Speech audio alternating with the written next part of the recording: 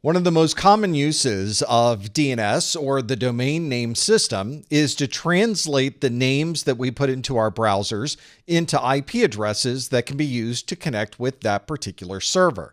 For example, if you put into a browser www.professormesser.com, there's no IP address associated with that name. There needs to be some process to resolve the IP address based on that name, and we rely on DNS to provide us with that name resolution.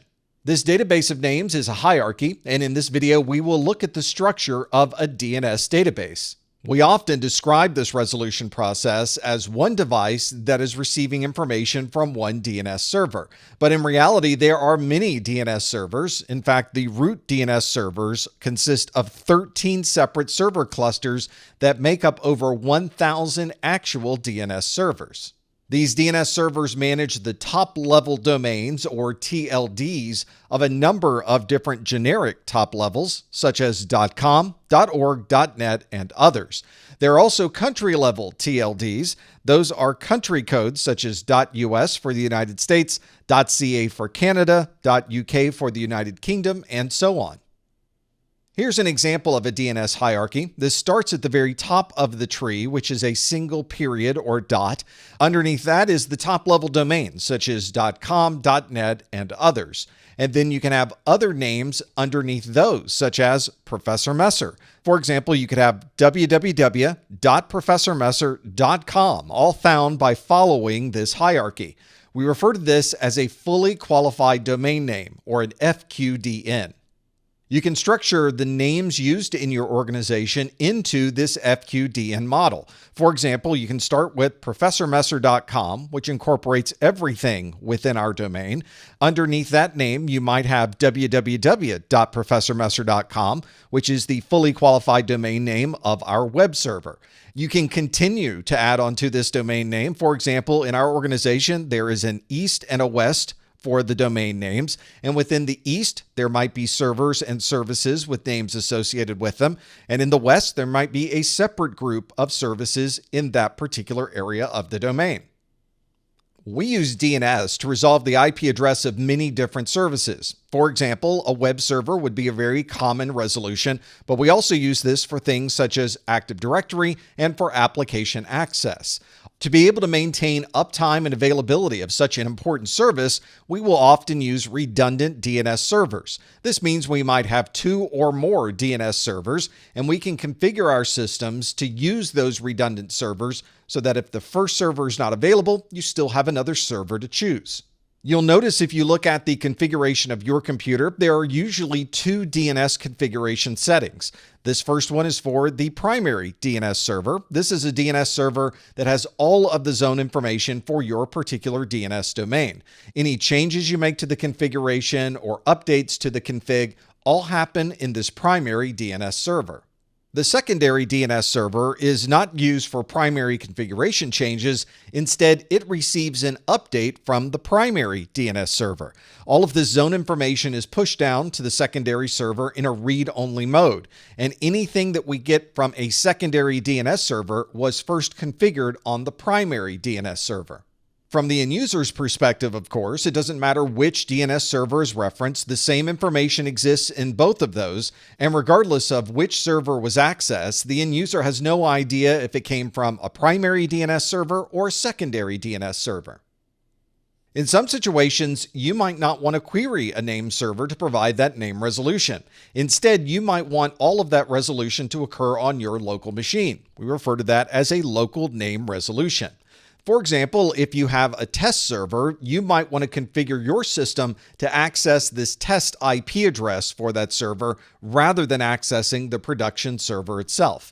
You might also use local name resolution if you feel that the DNS server has incorrect information and you want to have your own resolution that corrects that information on your local machine. To accomplish this, we need a file with all of this name resolution inside of it, and the file name is commonly called the hosts file because the name of the file itself is called hosts. This is an example of the host database. It's simply a text file that contains information about the IP addresses and the names of the devices that you would like to resolve. For example, I have a test server for www.professormesser.com. Its IP address is 10.1.10.170, and I can configure my host file to access that IP address every time I reference www.professormesser.com. This works for many applications, but there are certain apps that will not reference the host file. Instead, they will rely on the DNS server as the primary source of information. So you'll want to check the documentation for your application or your browser to see how it resolves this information, and that way you'll know whether the host file is something that can be used on your system or whether you'll need to configure all of those settings on the DNS server itself. Here's a bigger view of this host file inside of Windows. This file itself is located at windows/system32/drivers/etc/hosts.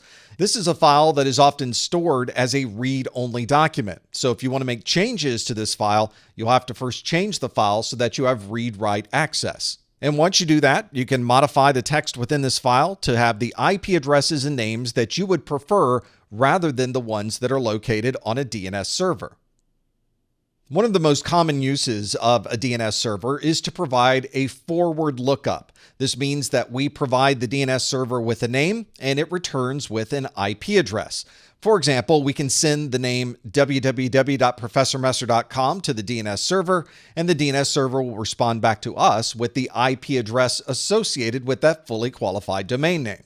But we can also provide this entire process in reverse. We refer to this as a reverse DNS, where we provide the DNS server with an IP address, and the DNS server gives us information on what it believes the name is for that IP. This is something that will need to be configured in the DNS server to provide both a forward lookup and a reverse lookup. And you'll often find the name that you use for the forward lookup might be different than the name you receive for the reverse lookup.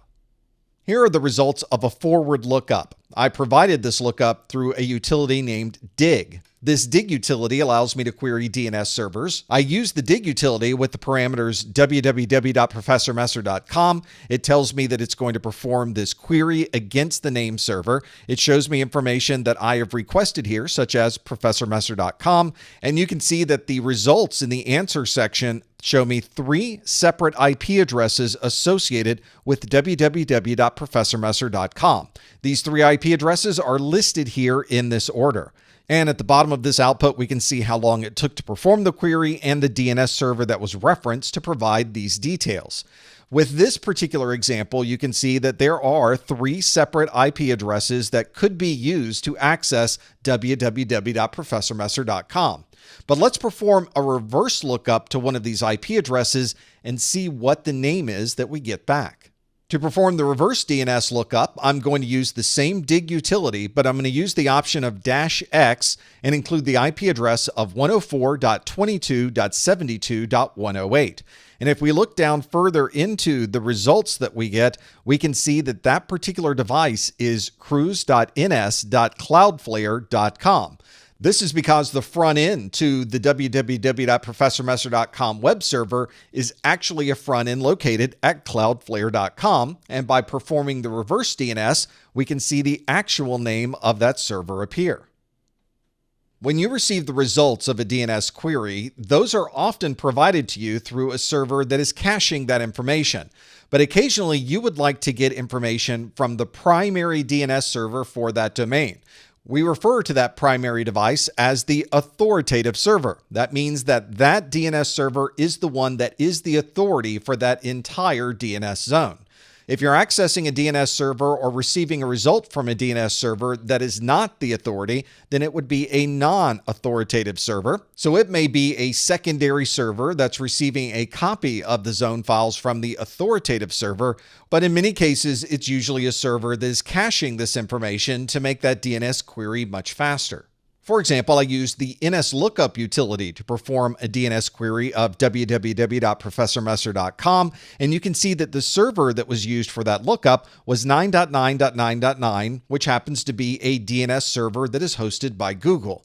You'll notice that the results that I get back specify that these are non-authoritative answers. That means all of this information showing the IP addresses associated with www.professormesser.com are not coming from the primary or authoritative server, but instead have been cached on the Google DNS servers.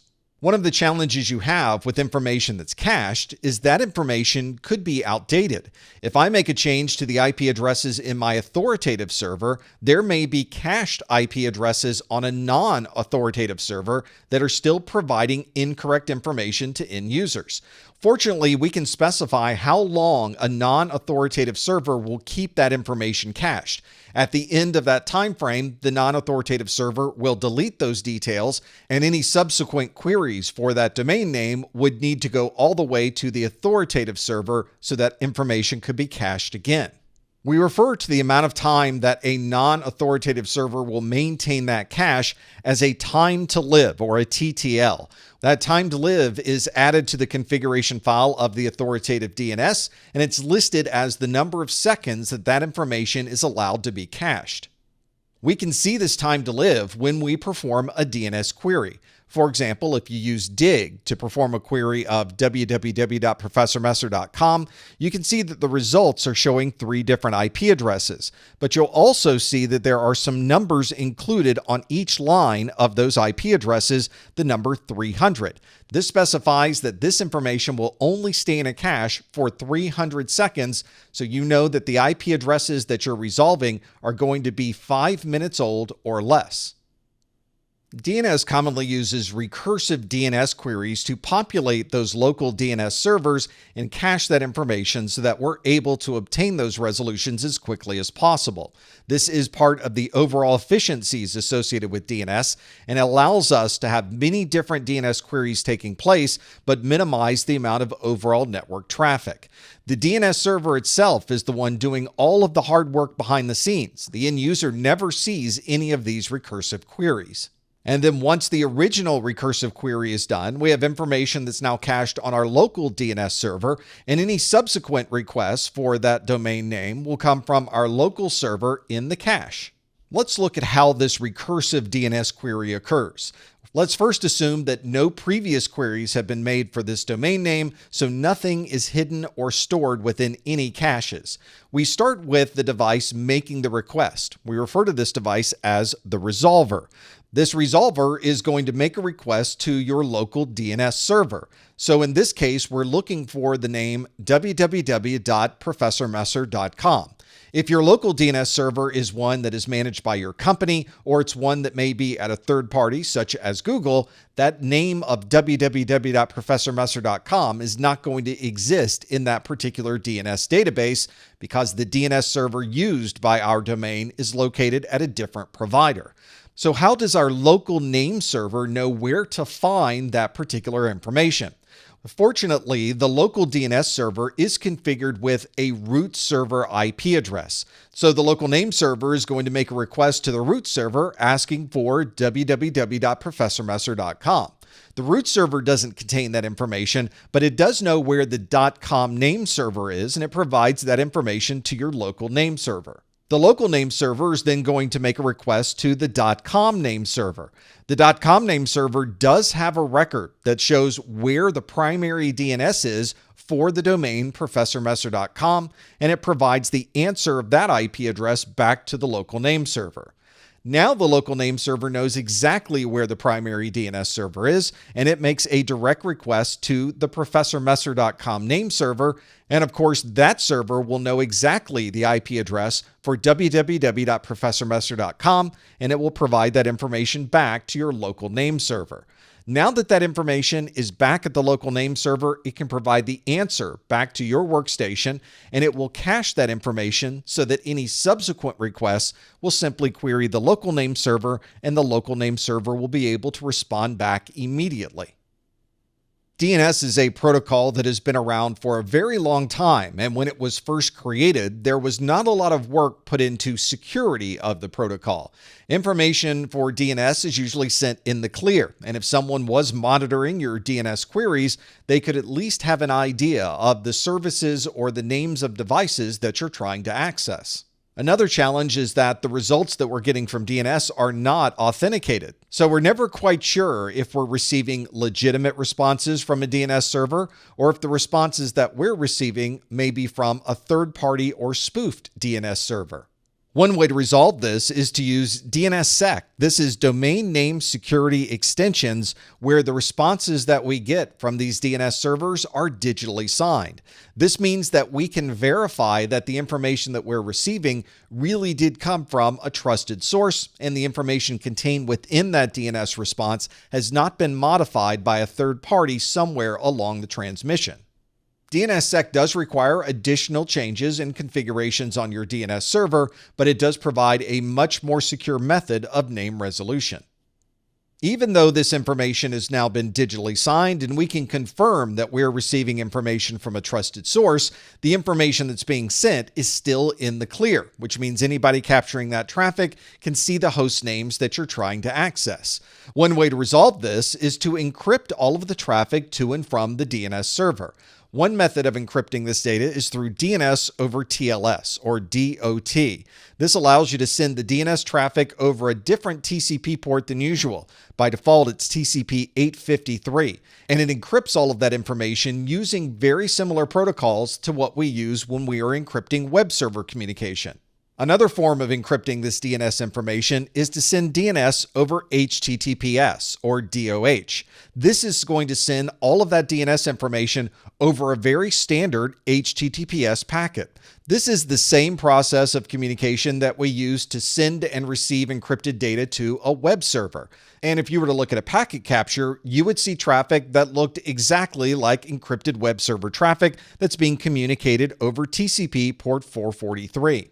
Some of the more modern browsers use DOH by default, and you may be already encrypting that DNS traffic whenever you're accessing web servers from your browser.